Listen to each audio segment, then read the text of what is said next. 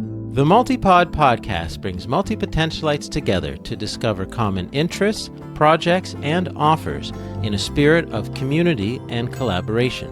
Join me, Ted Craig, as I feature guests from around the world here to share their stories and find meaningful connections. Your call to action? Reach out to them after this episode and say hello.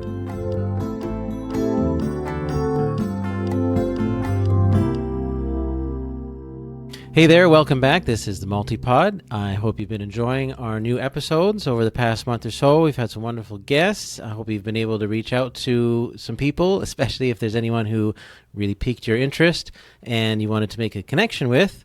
That's what we're here for. So I hope you've had some success in that, and I'd love to hear about it too.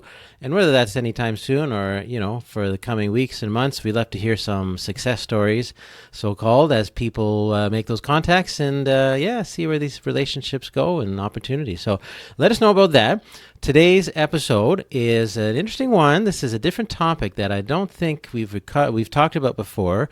Vanessa and I were chatting, and yes, I mentioned Vanessa because she is back for this episode, at least. We'll probably see her at other times in the future. But Vanessa is, of course, a longtime podcast producer. She has been producing for the last, I think, 3 years or so, a podcast on surviving cults. It's called Living Cult Free, and we are very honored and happy to have the host of that podcast with us here today.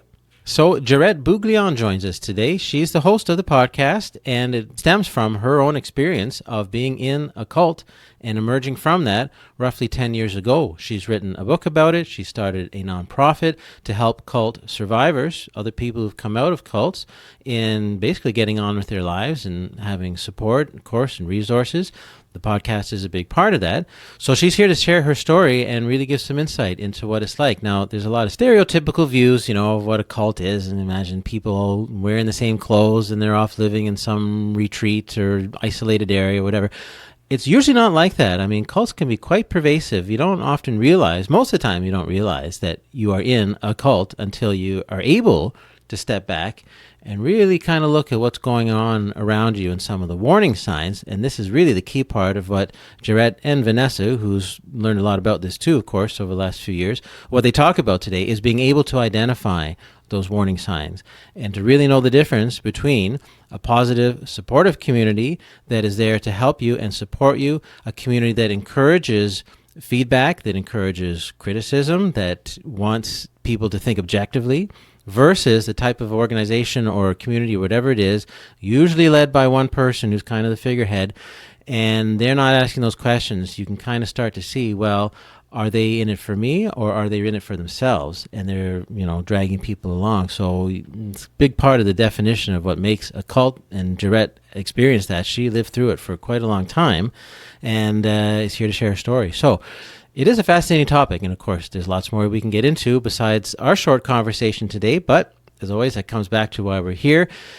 If anyone watching and listening has had that experience, or maybe feels that they might be in one, or knows somebody especially who is in a cult, and that's pretty clear, this is why Gerette is here. She's here to help, of course, with that support and give people the tools and the resources to get out or to help others get out. So I can sense some very important and valuable and really profound connections that could come out of this episode. So I'll leave it at that. Let's shift over to our conversation. Again, wonderful to see Vanessa again, and I hope you enjoy it. Welcome back, everyone. This is a brand new, fresh episode of the Multipod, and I'm joined by two guests today, one of which I'm very excited to see again, our old friend Vanessa. Welcome back to the podcast.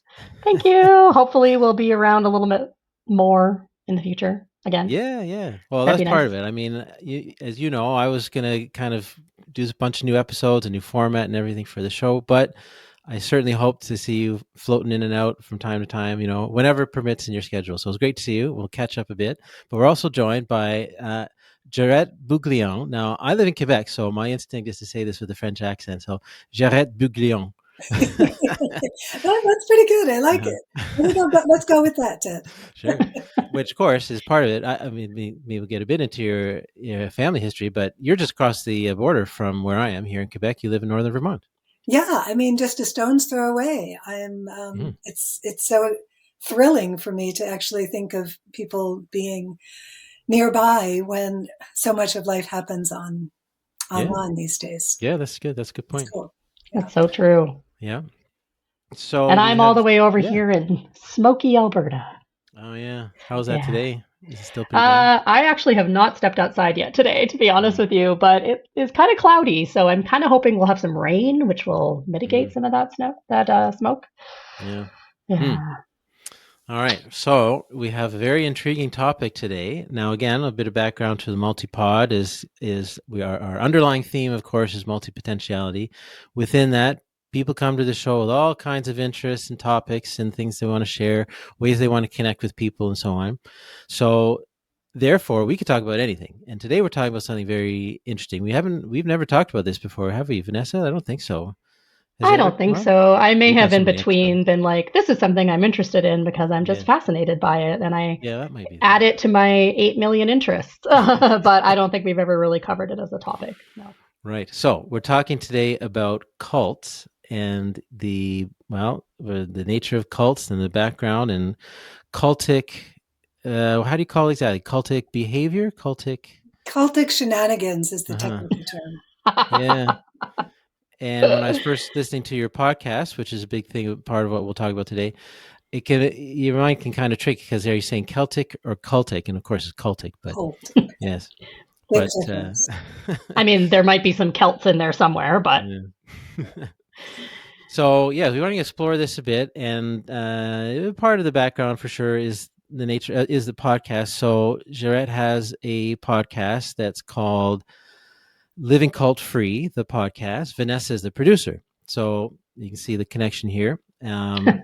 And yeah, Gerette has a whole story, and I'm sure we could spend hours getting into all that. You've written a book, of course, that talks about your story. Indeed. Can you summarize a little bit, just a bit of your experience with cults and how you got into all of this, Yeah. talking about this? Yes. How does one get into cults? Mm, Not uncommon for one to find themselves inside one. And typically you don't know that you're in a cult until you've left it. And that's exactly what happened to me. I was 18 years in a self-help cult that was based on working with dreams, a really, beautiful, new agey kind of self-help and therapy-based group. mm, And my husband was also in the same group for 16 years. He saw the writing on the wall before me and left and waited, hoping that I wasn't going to, kind of wig out completely and leave. wow. He knew that if he pushed me, um, that I probably would leave him, and he was mm, right. Hmm, So he's fortunately a really patient man, and I left the group in 2014, so I just celebrated my 11-year anniversary on mm, May 28th. oh wow. Yeah, so my life since May 28th, 2014 has been, one of a huge amount of discovery in all new ways. mhm, I was, 52 when I left. 33 going in. So there's a lot of life. My daughter was just 6 months old when when my husband and I both started the work. We mhm, called it the work. Lots of cults use the work. Um, and yeah, since leaving, life has opened up in so many ways. And one of the beautiful ways has actually been connecting with people in what I kind of fondly call the cult recovery space hmm, and meeting amazing people like Vanessa yeah. in that space has been, just totally incredible. Mhm, So the recovery and the healing and the integration of life after leaving, after realizing that you've been, basically hoodwinked. Our brains and our emotions get hijacked when mm, we're in an intense controlling group, and they can happen in all different kinds. It can be churches, it can be commercial cults. It can be one-on-one, like narcissistic, abusive relationships. They can be the self-help kind, like I was in, yoga groups, like there's all different kinds. And they all function on very similar patterns. And so when we get out of those environments, that's when we can start to recognize those patterns. And the work that Vanessa and I have been involved in for a few years now, it's a nonprofit called Living Cult Free. Our mission is to educate and to highlight the voices of survivors, because we've learned so much from our experiences. Do you feel with the podcast, is your audience people who have gotten out of a cult? Are there people, would you say, is people who are just kind of curious about how it works? Or are you really trying to talk to people who are in one? Maybe they haven't realized it yet or something, but to kind of encourage them to look around and, maybe start making some different choices? Well, Vanessa, I want to hear you respond to that too, but I'll respond to the last part of your question, which is the podcast targeted for people who are in? Very often people who are in cultic or controlling groups don't have time to explore. There is a limitation of information. There's a limit of time. There's a limit to what you can take in. So unfortunately, there are some, blah, blah, blah.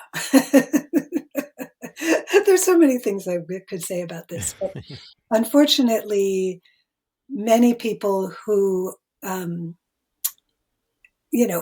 could benefit from that kind of education just don't have the time or the capacity. And yet people do start to wonder, there definitely are people that will search for, what are the signs of a cult? And there's a lot of good information out there. There's also some dangerous information out there too. So, it's definitely worth exploring. Vanessa, what do you think about the audience? Yeah, well, first I want to say also that there are definitely groups out there where they encourage their members not to look into their group, because they say, you're just going to find misinformation about us. You're just going to find a bunch of our enemies who want to take us down, and you're going to find lies about us and stuff like that. So there are definitely people out there in those groups who just aren't looking this stuff up because they're scared, quite simply. In terms of the audience, I have gone into it thinking more about the education piece. So not necessarily the people who are already in a group or a cult, a controlling group, but maybe the people who have family members that they're worried about, or the people who are kind of looking at a group and thinking, maybe I could join this group, and but I'm not so sure. Or also, it's hard because I know we want to have like a very coherent idea of our audience, but sometimes it's just a little bit more complex. And I think this one is a little bit more complex. So also people who are just purely interested in it and want to hear the stories of survivors. And then also, not so much on the audience side, but on the participant side, having a space for people who are willing to come forward publicly and talk about their experiences, but have it be completely their voice. No interviewer, no, I do a little, I put some music in and sometimes some sound effects to kind of bring out the emotions or whatever, but it's not somebody being like, wow, look at this person who was in this cult and we're going to sensationalize it and we're going to talk about how messed up the leaders were. It's like, no, it's just simply the person telling their story in their own words. And really the only editing we do right now is like, for this sort of, it's not the first season of the podcast, it's technically the third season, but this first season of Survivor Stories, we wanted to make sure that we weren't really talking about the groups or the leaders. That might shift in the future a little bit, we're not sure. But really the focus we wanted to be on the person talking their experience, their story, not sensationalizing or glorifying any of the groups. Yeah. So really the only editing we're doing is maybe cutting some of that stuff out, or just kind of like, oh, they already said this thing, so we'll take it out because they're repeating themselves, or like very little content editing and more so just like cleanup editing. Have you found they've had the chance to tell their story, like especially in kind of a focused, structured way where you have permission, go, you can tell your story? Have they been in that environment before, to your knowledge? That's something Gerette would know more about, but I will Yeah. say that we did meet and greets with each guest, because we wanted to make sure that they knew that they had control over their story, and we wanted to get enough background information so that we could be sensitive to what they were going through, and aware of what kind of things might come up for them, and just kind of know, okay, this part of the story they might want to cut down or not have included or whatever. So we did meet and greets with every single one. Yeah, I think for the most part, this our first season of Survivor Voices, for the most part, this is people telling their story for the first time. And it's quite powerful in that way. We have had some conversations more recently about inviting people who have already, shared their story in one way or another, either through writing. So we're open to all of that. The main focus is that, like Vanessa said so clearly, the stories are really focused on the survivor experience. And I think it's really important to consider that in and of itself, that unadulterated, unfiltered sharing of a story is, in my mind and heart, the most powerful education we do. Because we learn from each other. We as human beings, we're wired, as you well know, as podcasters, we're wired for stories. Yeah.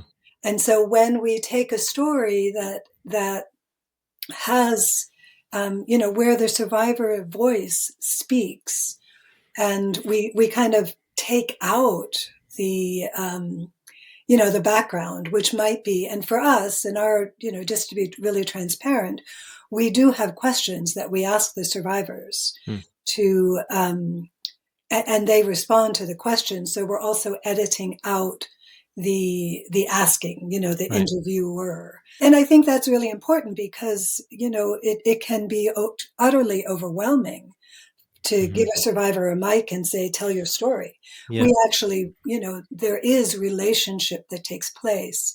And the other thing that I think Vanessa does incredibly well is bringing in a pause, or bringing in a sound, or a little music that can help the listener, integrate the story. So I think that's the other thing that we're really sensitive to. But because one of the missions of Living Cult Free actually is to provide opportunities for people to grow their resilience and self-agency muscles. And that's done by learning to trust ourselves. Because when we've been in a cultic environment, what's eroded from day one is self-trust. Oh, yeah. So by exercising that muscle in every way possible, that becomes something that survivors who are, either newly out of a group or have spent years integrating, there's a wide, there's a lot of work to be done in terms of really regaining that self-agency. Yeah. There's a fascinating line, I think it was in the most recent episode, but it just really captured it, that whether it's a cult or authoritarians, that the secret is they think they know you and your choices better than you know them. It's something like that, right? Exactly. Yeah. It's fascinating. It kind of says it all. Yeah, Ted, I absolutely believed 100% that my ex-teacher knew me better than I knew myself. And I trusted that in him. Like, and that process of getting to that point, it's very often in a long, slow burn. For me, it was a good, 5 to 8 years of kind of slowly getting more and more involved in the group, to the point that in my last 5 years, I was very completely indoctrinated, where like I said, like I really believe, like I believed he knew me better than I knew myself, but I also believed that the only way I could know myself was through his teaching. And that not only was he helping me, but we were doing work that was going to, really come out onto the world stage and just take the world by storm, because we had something super special. That sounds so much like NXIVM. I'm just like thinking about the NXIVM cult, that was their whole thing, was like, we know, I mean, this is most cults, but we know the secrets about human interaction and not even, I mean, how to interact with other people and how to navigate the world. And I don't know, like we have the secret, but we're going to spread it around. Like, it's just, yeah, it's wild. But there's a stereotype, of course, of cults where, the classic Jonestown type thing, and everyone goes off and lives in a commune and they dress the same and all this kind of stuff, and they're like secluded from the world. But which is the thing. They can happen, of course, but my sense is that most of the time that's not the case. And in your case, Gerette, like you were living otherwise a regular life, work and business and family and kids, so it changes the way maybe we look at it. It's more of a regular kind of day-to-day thing that seeps in the background. Exactly, Ted. And and that's so the title of my memoir is An Everyday Cult. So that everydayness, like on the surface, it looked like, I was just attending classes and I had this, this teacher that I would do sessions with, and I would go away for retreats, and, I was really into it. People who didn't know me that well knew that I was really into it. My family knew that I was really into it. I'm not particularly intimate with my family, but it was my close circle of friends, my close women's group friends in particular, who saw what was happening. And they knew, like they could see that my women's group friends like watched me through the whole thing. And they sought therapy for themselves. Like, how do we deal with this beloved friend of mine who, is pretty lost? Like they lost sleep over witnessing me. It occurred to me that this actually does have a connection to multipods, in that when I was in the Puttyverse, I haven't been in the Puttyverse for a while for various reasons, mostly time. But Gerette, just so you know, this is how Ted and I met, was on a website called the Puttyverse, which has like a forum where you can meet other multi-potentialites and discuss all sorts of things. And it's really amazing. I just like, it's pretty time consuming. But I really found when I was in there that so many people are drawn to the self-help world. And I think a lot of multi-potentialites are potentially like, they're trying to figure themselves out, which totally makes sense. But I think it can be a slippery slope into these self-help resources that maybe aren't so healthy, or that might be kind of problematic. So when we're talking about everyday cults, it's like so many people get into these self-help groups, whether it's online or offline. So many of them are online now. So easy to manipulate somebody online too, like take away the personal interaction, and it just opens up a whole other dimension of manipulation and things like that. So yeah, I can really see that, like multi-potentialites who are like, I'm trying to figure myself out. I have all these different interests and I'm all over the place. And and a lot of them are spiritual, and they really want to have a spiritual path that they want to go down and figure those things out. And then they kind of get lost in these potentially problematic groups. So I just talking about that sort of everyday cult aspect, I realized, wow, yeah, multi-potentialites could have. We have to be careful, Yeah. because not just them, but people. I'm sure it preys on vulnerable people who are looking, who are lost. Perhaps they are looking for help. They're looking for direction. They want something to believe in, But and are they sometimes they're really not doing the that work on lost. themselves?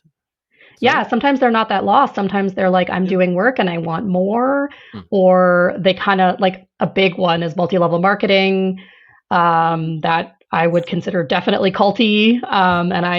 So my background with the cultiverse, so to speak, as we say sometimes, is that like I've had a couple experiences being in some spiritual groups where I was like, oh, this is going a little weird. And then I got out kind of thing. Um, but mostly it's the people who've been around me that I've seen go through various groups, multi-level marketing things where they're losing so much money and they're not actually making a lot of money, but they're convinced that it's going to pay off someday.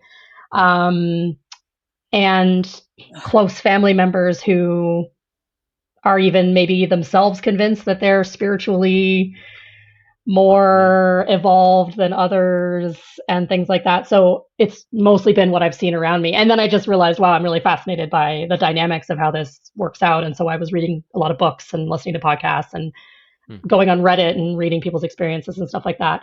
I think it's a really important point, that you both are making here, and interesting, interesting that you're seeing, maybe a potential connection with multi-potentialites too, which I just want to be transparent about the fact that I just learned yesterday that, that I check all the boxes for multi-potentialite, and so I'm new to this world. I'm super excited to. You would probably love the Puttyverse, honestly. Okay. Like, you probably would.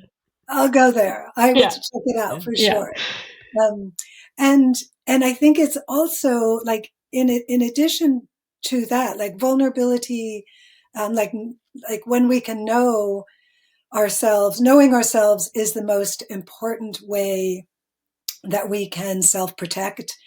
And the truth is, we are all human beings are vulnerable to cultic dynamics, to cultic controls, because all of these systems, every single authoritarian cultic system in the book, relies on taking natural human tendencies and manipulating them for personal gain, rather than supporting the individuality and the autonomy of the other person. Mm-hmm. So that's the reversal, and you can see that playing out in politics in major ways. You can see that playing out in commercial settings, like where you've got a boss that is super controlling, and then you can have another manager who is naturally a collaborator, who knows how to get the best out of people through relying on the same tendencies, the same human needs, like a need to belong, a need to do something that's meaningful. I was going to say community can be, there's such a thin line between community and going into a more coercive cult situation, because we're humans. We want to be around other humans. Most of us anyway want to belong in a community. But there's a difference between being, whether it's religious or not, being in a community that allows you to still be your individual self, have those critical thinking skills. For example, I was actually baptized recently, and I haven't been to church for like a few weeks because of other things going on, but they never would come to me and be like, why aren't you here? They're just like, we'll see you when we see you. And it's fine because it's your life. It's fine. And then like, I love that example. I just have to pause, just put a pin in that, because, in the cultiverse, there can be a tendency to want to throw everything out that even remotely smells of spirituality or whatever, and it makes sense, because the harm that is done can be outrageously egregious. Yeah. And so there is there's reasons that we can be skeptical of, religions and spirituality.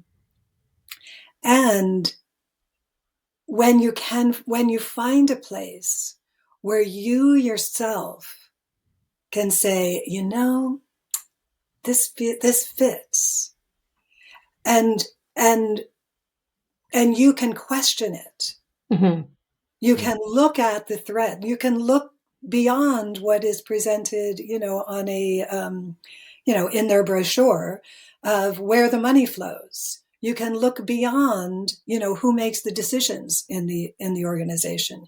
You can ask about what happens to people who leave. There are lots of key kind of questions that you can bring into any organization.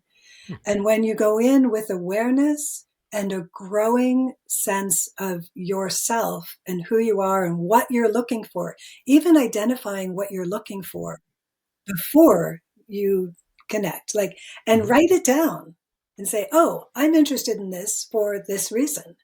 And then check, 6 weeks later, is that question being answered? Mm-hmm. We can get lost because these groups have powerful ways of just, you get love bombed at first and then you kind of get brought in.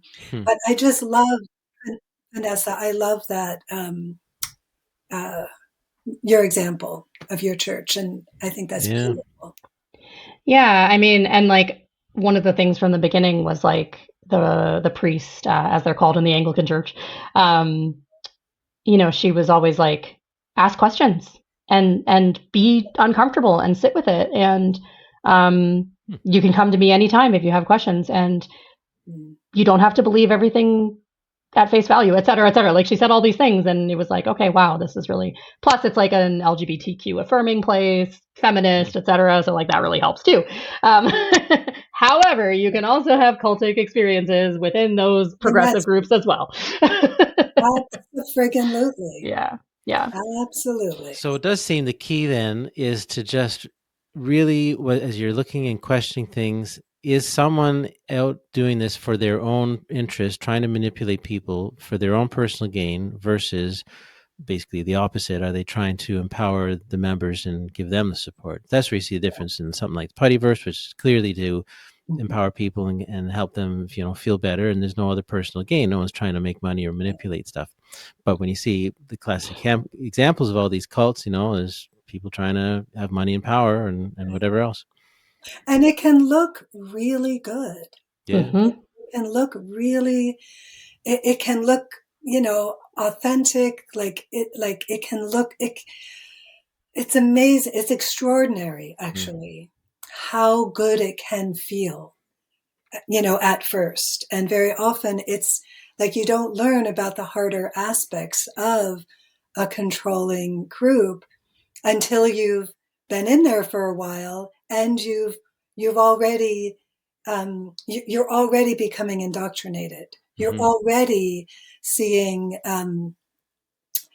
have ways of calming those red flags, because it's systematic. And that system, you mentioned earlier online stuff. I think it is important to underscore that the speed at which people can be indoctrinated now is so intense. I mean, radicalization can take place online in a matter literally of hours. Yeah. Because they're very sophisticated systems. So yeah, it's humbling and scary and, very real stuff out there. So wherever we can, regain, I'm kind of putting my hand on my shoulders, on my chest, stay in our bodies, remember your body, remember the grass beneath your feet or the stone or the floor or whatever it is. They're really, really important to anchor into. So I want to make sure to cover how do people get out? And I was really intrigued when you're talking about yourself and your husband, and he got out 2 years before you. So how did that happen? How did he come to that point? How did you come to that point? But what did it take? Because as you said, you couldn't be pushed. You had to get to that point yourself. How do people get to that point, and how do they get out? Because there's got to be tons of fear and uncertainty and everything. How do you go through that process?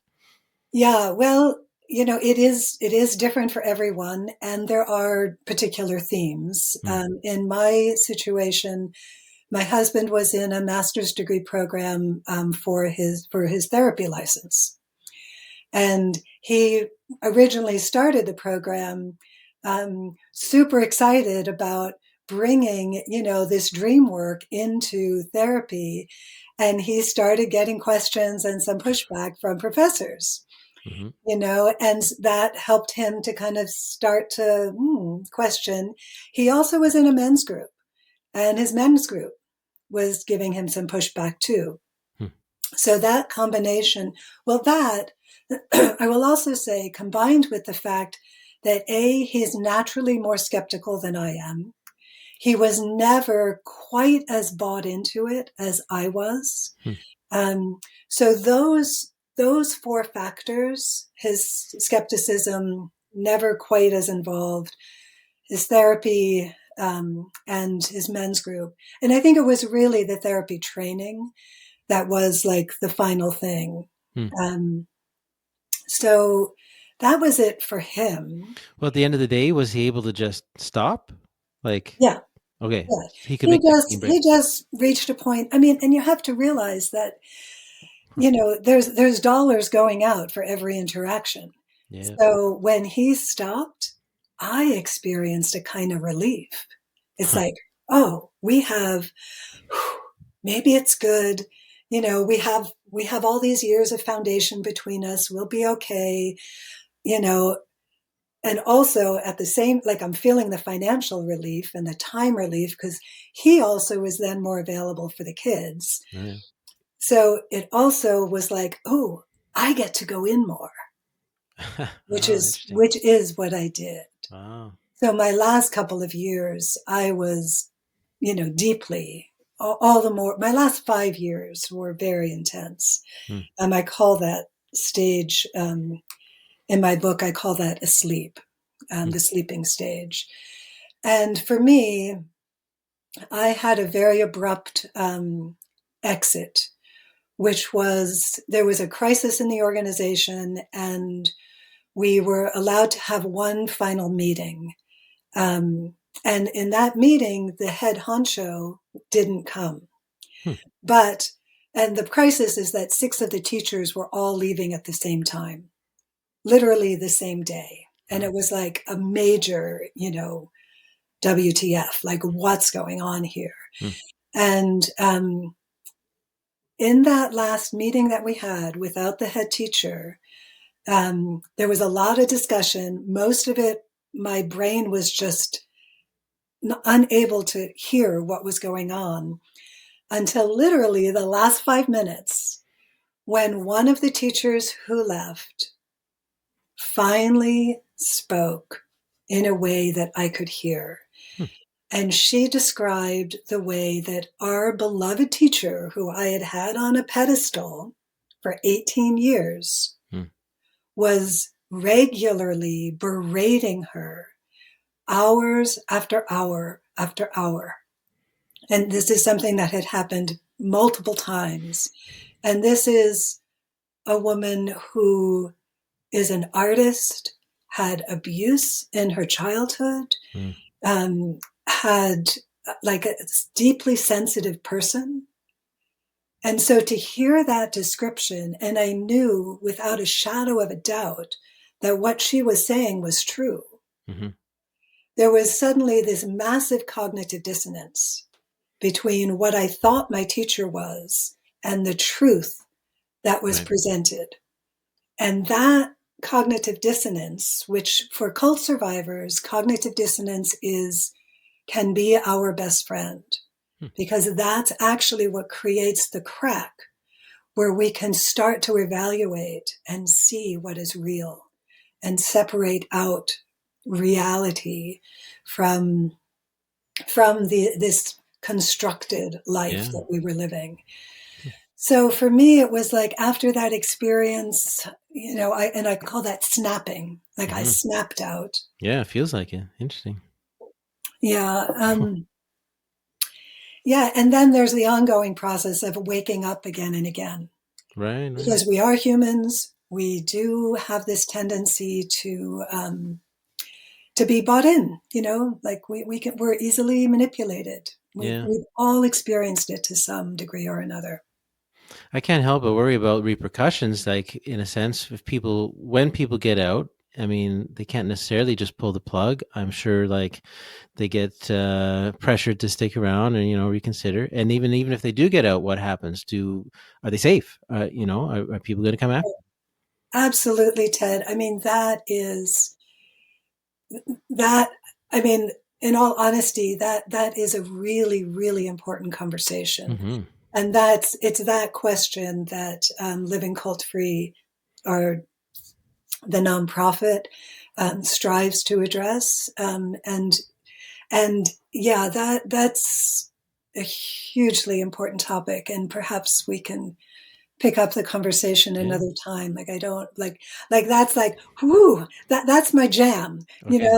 That's my world where I work. I work in cult recovery and education, and one of the ways I'll just mention briefly, I do have a focus on supporting people to use writing Yes. as a tool for integration. Mm-hmm.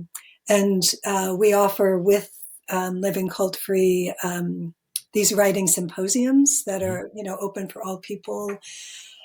So that's one little thing, but there is a whole world there that I would be honored and delighted to explore with the multi-potentialite worlds, the multipods of the world. Well, that's just it. I mean, everyone listening and watching the show, as you know, with our kind of refocus the last little while, is to really encourage the listeners to reach out to our guests. So if any of what we're talking about here speaks to people, I can imagine it'd be a very visceral thing. If that's the case, if you're involved, someone who is, etc.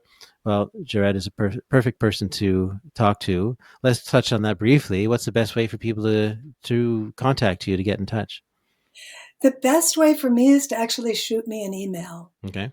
And that's, my name, Gerette, at my first and last name, GeretteBuglion.com. Mm-hmm. But you can also go to my website, GeretteBuglion.com. And there is a place where you can, I have a link for scheduling a 20-minute chat. Okay. And I love talking. I love talking with people. I love meeting people. So, to just pop on the website and schedule a 20-minute chat, I would be delighted to do that. Okay, great. And then, of course, checking out the Living Cult Free website as well, which is kind of still being, built, not built, but expanded. But there's lots of stuff on there. There's some resources, and then the podcast, of course. Please go listen to the podcast. Indeed. And I do want to say that Living Cult Free we are a nonprofit that is committed to moving slowly and naturally and organically. So it's because we know what happens when things speed up too quickly. So yeah, and you can get to the podcast from my website as well as Living Cult Free, but Living Cult Free is the real home for it. LivingCultFree.com. I see. Yes. Yeah. Okay. The podcast was in production for 2 years before we finally released it. And a big reason was just we're all volunteers and we all have lives and we all have so much going on. I had a baby, and then I was off and then I went to back to work and all this stuff. So, but I think that is actually really lovely, that sort of just reminder to ourselves that we are just humans who have a lot going on, and we live in this crazy capitalist society that always wants more and more and more from us. So we have to remember that we can move at our own paces and work with each other in a kind way and work together and all that good stuff. Is it fair to ask you if you'll have some more episodes coming out soon? Well, I was going to say that actually one thing we're excited about doing, which we need to figure out when it's going to happen, but we'd love to do some update sort of content with people who have been on the podcast. And sort of because it took 2 years for their stories to get out in this way. So we want to talk to them. Hey, what are your updates? What are you working on? Some of them are writing books, just catch up with them and see where they've been the past couple of years and how things have evolved for them. And then, yes, we are talking about doing a technically season 4 with new guests in the future. And yeah, there is more stuff coming. Yeah. And if someone listening is interested, who has had, an experience, reach out. We are actively pacing ourselves to, hey, I like that, Vanessa. I like that too. Actively pacing ourselves. That's really good. Yeah. Yeah, you should. I like that. Put it on a t-shirt. That's right. I'm actively pacing myself in my life today. Exactly. I am in the center of my life.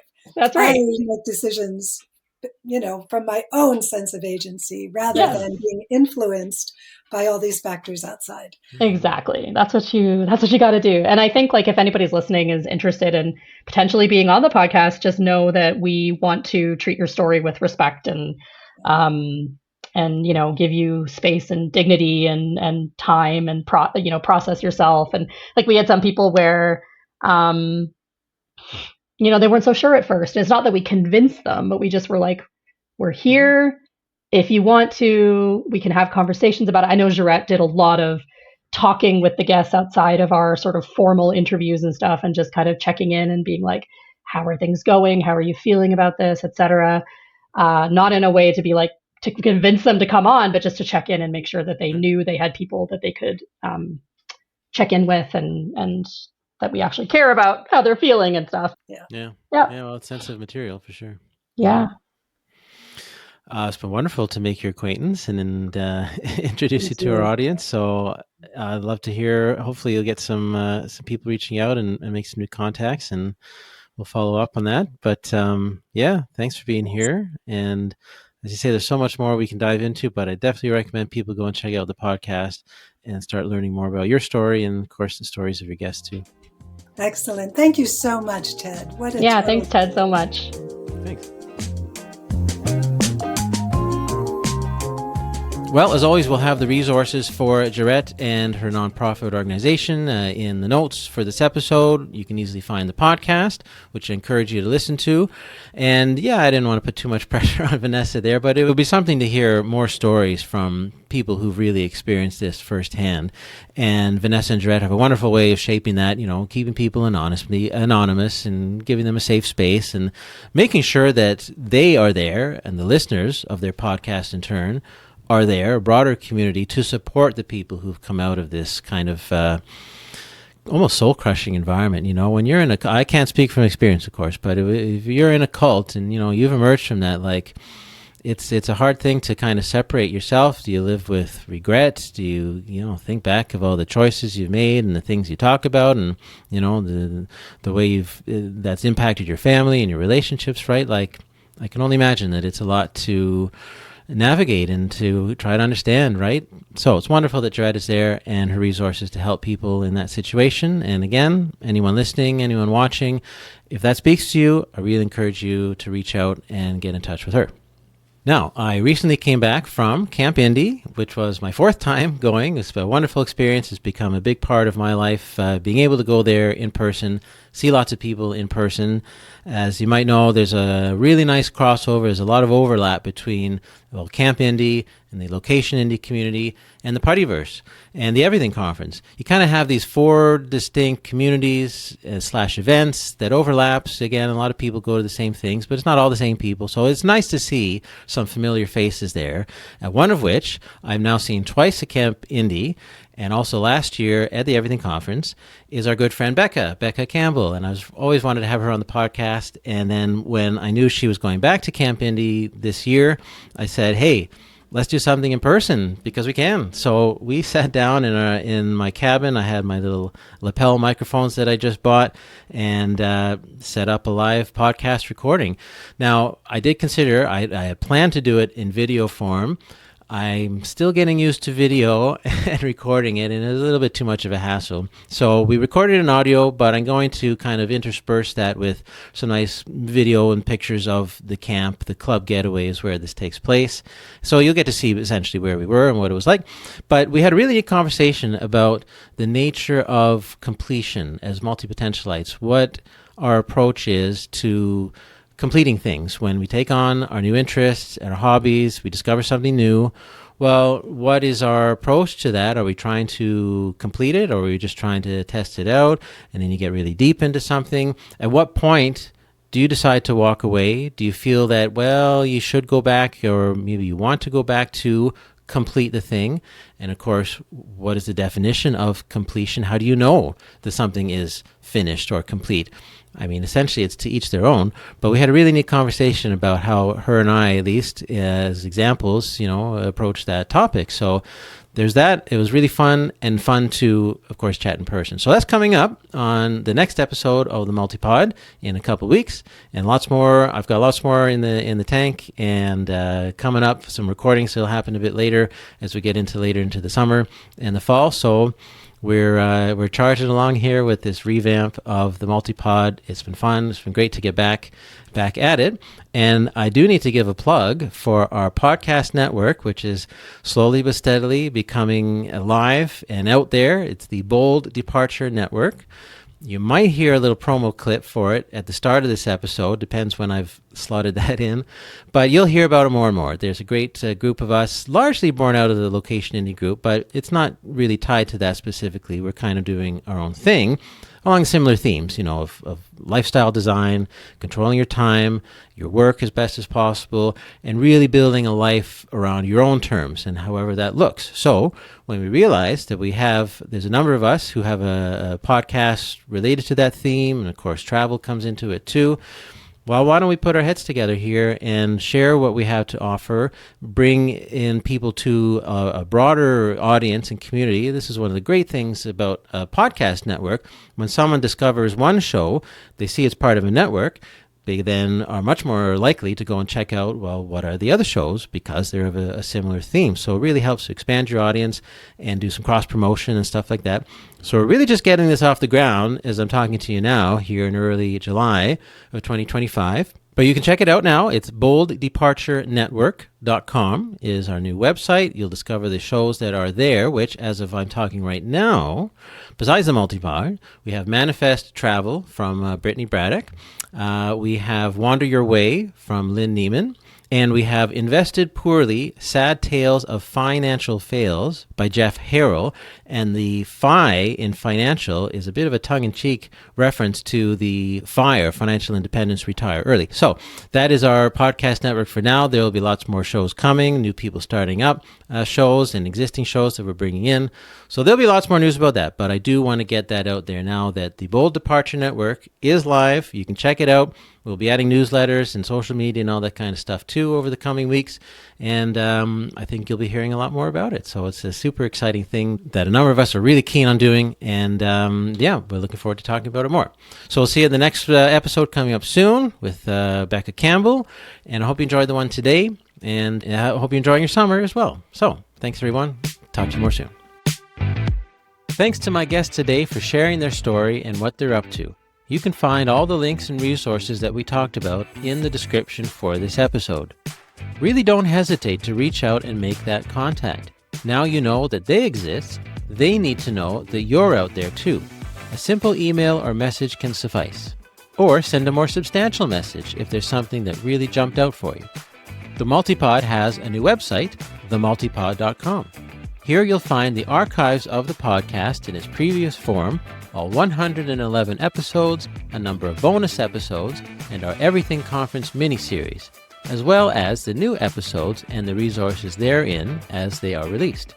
Over time, we'll build it out for the best searchability and referencing possible so you can easily find who you're looking for. But a nice spreadsheet will suffice for now. The website also has a new guest application form. Let us know what topic or topics you would like to connect with people about, and we will set up a recording. As a guest, this is your primary task. Come prepared. Like all podcasts, the Multipod will thrive thanks to sharing, reviews, subscribing, and commenting if you're on YouTube, and just generally getting the word out to multi-potentialites that this resource exists. So help us spread our reach and create more opportunities and exposure for everyone.